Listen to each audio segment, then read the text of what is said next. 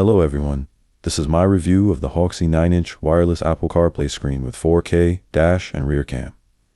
The display is bright, responsive, and large enough to see maps, music, and notifications while driving easily.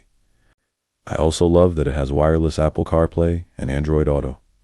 My phone connects automatically, so I can use Google Maps, Waze, Spotify, calls, and messages without plugging anything in. Another thing that stood out is the built-in 4K dash cam.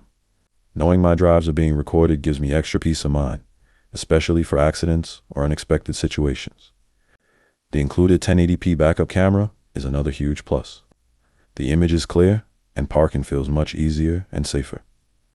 I also like the voice control feature. Being able to ask Siri or Google Assistant for directions, music, or calls keeps my hands on the wheel and my attention on the road. The installation was surprisingly simple.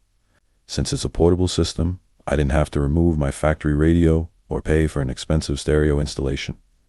I also appreciate the multiple mounting options and the fact that it works in almost any vehicle.